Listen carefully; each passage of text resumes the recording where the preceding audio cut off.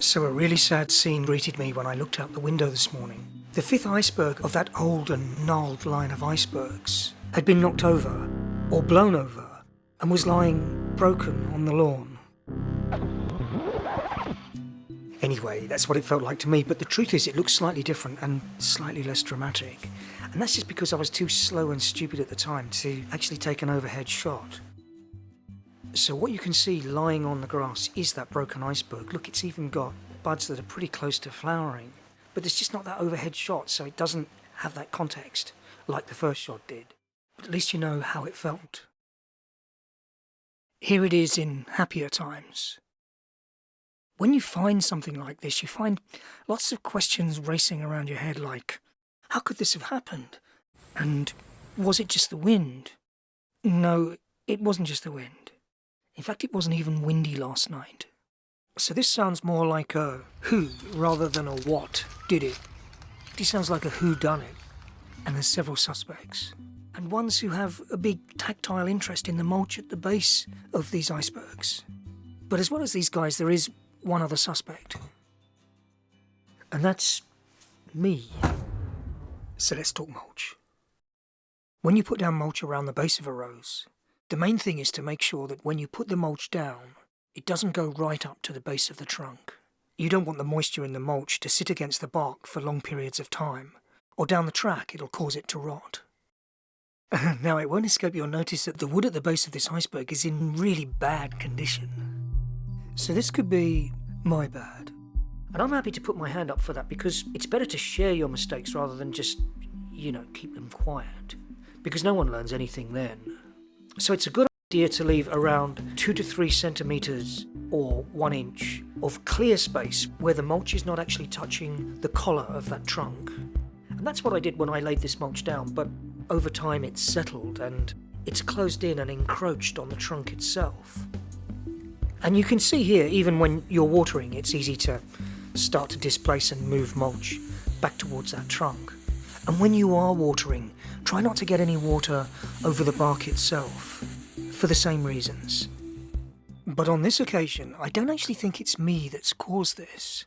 And I think it's got a lot to do with age, as much as anything else.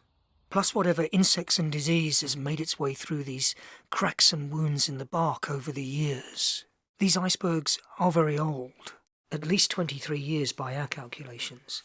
That's quite a lot for these gnarly, twisted, silvered icebergs, and that's why I like them. And people suggested when we moved in that I cut them back and let them regrow straight, standard style.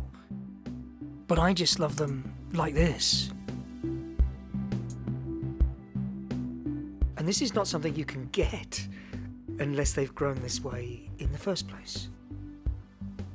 And despite the decrepit state of the bark and the plants in general, so many creatures and animals and insects have used them over the generations and continue to. In a way, they're more than just rose plants, and it's not my place to re-engineer this area, because this magical patch of the garden has definitely not run its course.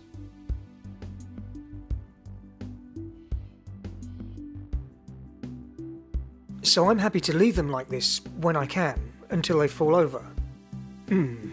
So that's why I'm going to try and repair this iceberg, even if I only get one more season out of it. Besides, to replace this space in the line, I'd need to remove a lot of the soil, put new soil in, and then bed in a new iceberg and give it time to establish. And it's not even going to be twisty. So with this iceberg lying on the ground, I think there's still a glimmer of hope. There's this tiny slither of capillaries and cells that is still connected. 90% of it has been broken, but one small strip of bark is still talking directly to the roots, which means it can still try, at least, to pump water up to the rest of the plant. And that's why I've brought the gaffer tape with me and some twine. And I'm going to try to just create a protective cocoon for this, if there's a way just to keep that 10% of capillary going, to give it a chance to regenerate. This might not work, but I'll give it a go and I'll keep you updated across the results. Part 2 of this will drop within just the next few days, where I repair the Iceberg and also get down to working out who actually did knock it over in the first place. Hope to see you there. Thanks again.